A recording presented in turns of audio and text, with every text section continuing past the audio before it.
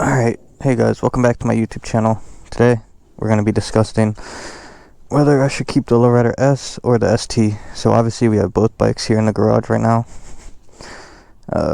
Both looking really good, as you can see. So yeah, we're going to be discussing which one I should keep. Obviously you got the black Lowrider S right there, with the nice round gauge. Turn that on. Obviously I love that gauge, so nice. That's what that looks like. And then we have the ST.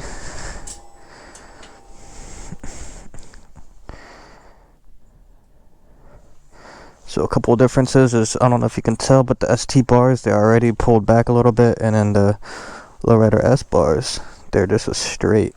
They're just straight risers. Obviously the turn signals on the Lowrider S are back here, or on the ST they're right here because the bags, and just don't mind all the mess in the back, the clutter. Obviously you got these on there, which would bolt onto there. Those are for the bags, easy on and off. So that's super nice.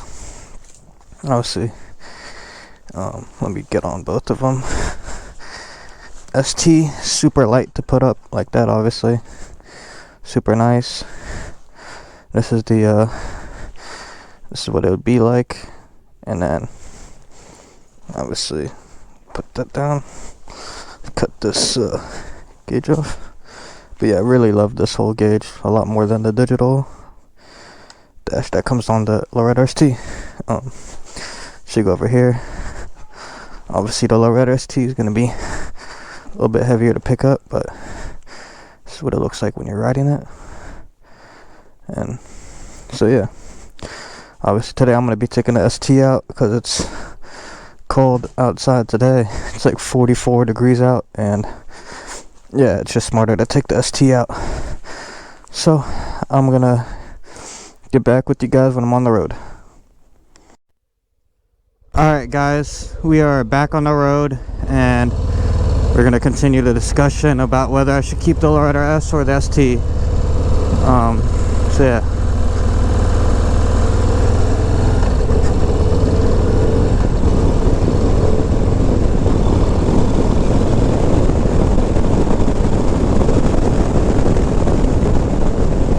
Just wanted to get on it to see the difference between the S and ST.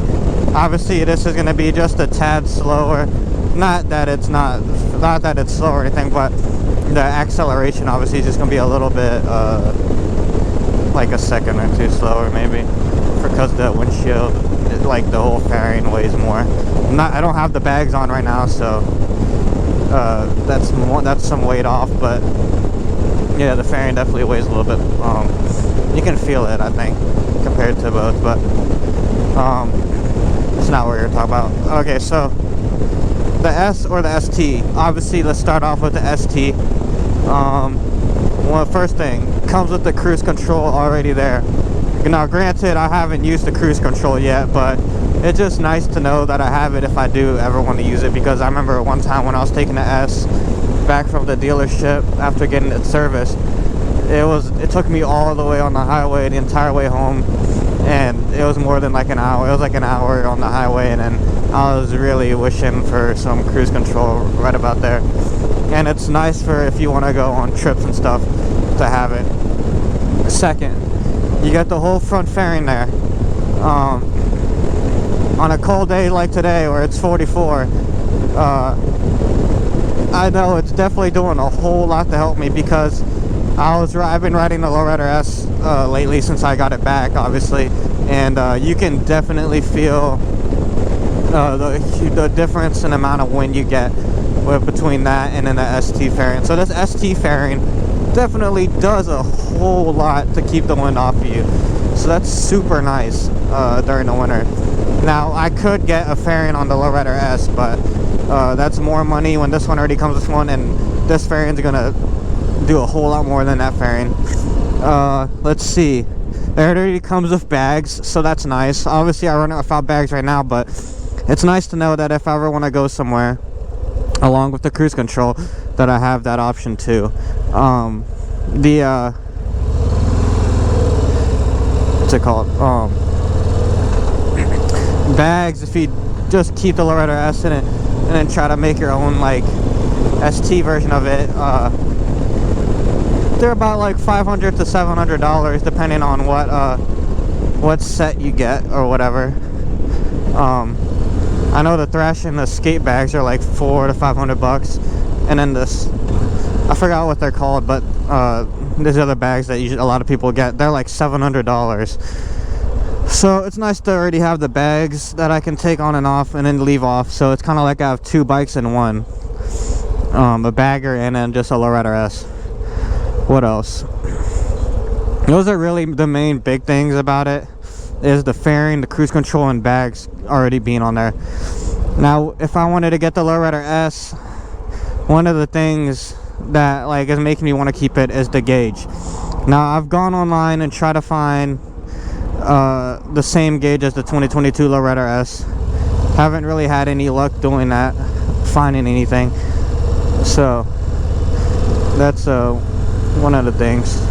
I didn't know if it was like something where I could easily find the gauge and then buy it and then put it on there, then it'd be easy done. But after looking, it's not as easy to find the Lowrider S gauge as you would think. So that's like one of the main things making me want to keep the Lowrider S, is having that gauge. I just like the needle and the analog a lot better than, don't get me wrong, this is a great little dash, but for RPMs I prefer seeing the needle and knowing when I'm gonna redline, even though I know like it's probably like 8,000 RPMs is the redline, but it's just a lot better to see the whole circle gauge. So yeah, what else? It's a lighter bike, so it's just a little bit more torquey and then aggressive than the Lowrider ST. Granted, the Lowrider ST is just a little bit more comfortable like from factory because it got the pullback on the risers. What else? The Lowrider S was my first Harley, and then obviously I chose that for a reason. I had the option to choose between that and ST, and I chose the S for a reason, because it's what I really wanted. So that's another thing to consider. Let's see. And then with the Lowrider S, I could really make that look like my own, because with the ST, the fairings, they all look the same, obviously. So it's not like you can, the only thing that would really make them stand out differently is if you get like a custom paint job, which I don't know if I do that. When with the Lowrider S, I can sort of make it like a little bit different. But you know, it's a really tough decision. There's give and take with each one. You know, it's cruise control, and then the bag's nice, and then the fairing, yeah, for if I did want to go on a trip, but I haven't gone on a trip yet, and I don't know when I would.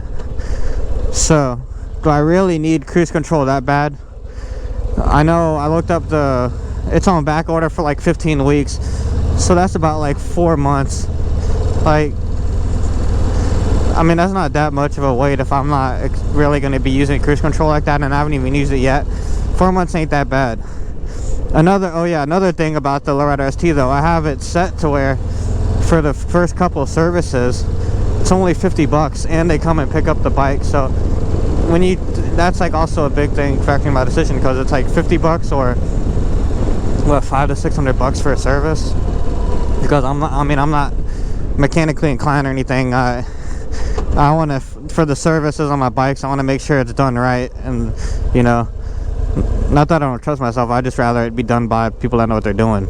And so yeah, that too. But you could also get more money back for the ST if I did sell it compared to the Lowrider S. So, you know, I got a lot of thinking to do. Big decision. You guys comment down below what you guys think I should keep. Give me your opinions.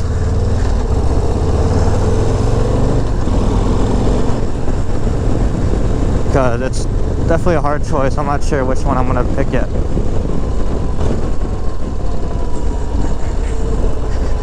But anyway, that's it for today's video. Just letting you guys know what I would and would like to keep, or like the things that make me want to keep each bike. But let me know down below what you guys think, and then have a good one, stay warm, and keep riding. See ya.